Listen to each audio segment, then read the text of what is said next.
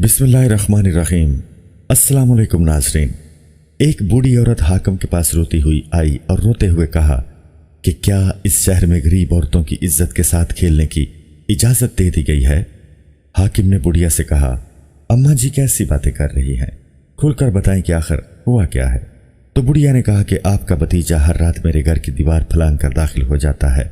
سب سے پہلے مجھے چارپائی کے ساتھ باندھتا ہے، پھر میرے منہ میں کپڑا ڈال دیتا ہے تاکہ میں شور نہ کر سکوں، اور اس کے بعد میری نوجوان بیٹی کی عزت پامال کرتا ہے، وہ بھی میری آنکھوں کے سامنے۔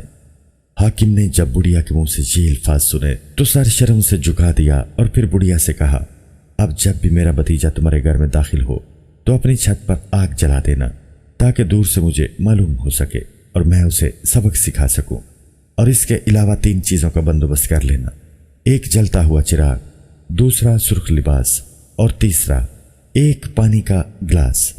بڑھیا گھر گئی تو اپنے گھر کی چھت پر لکڑیاں جمع کر دیں اور اس میں مٹی کا تیل بھی چھڑک دیا، مگر آگ نہ لگائی، اور اس کے علاوہ ایک چراغ، سرخ لباس اور ایک پانی کا گلاس بھی بھر کر رکھ دیا۔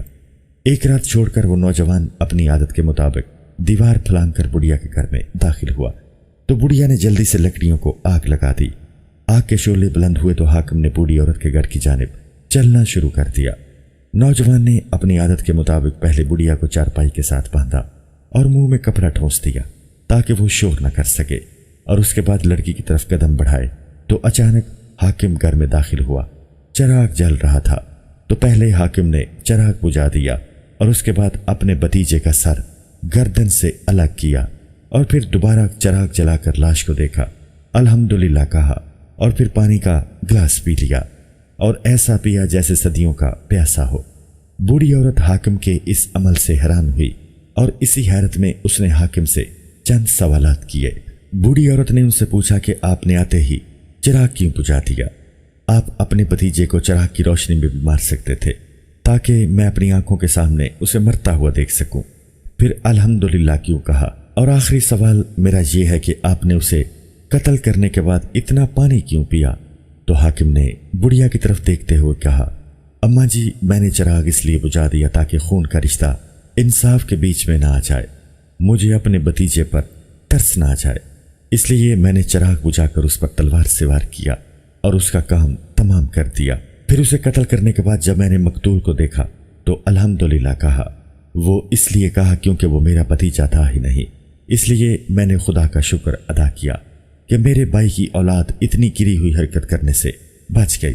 اس کے بعد حاکم واپس جانے لگا تو بڑھیا نے اس کا شکریہ ادا کیا اور پوچھا کہ آپ نے اتنا پانی کیوں پیا؟ حاکم نے یہ بتانے سے انکار کر دیا۔ جب بڑھیا نے اصرار کیا تو حاکم نے بتایا کہ پچھلے 2 دن سے میں نے نہ کچھ کھایا ہے اور نہ ہی پیا۔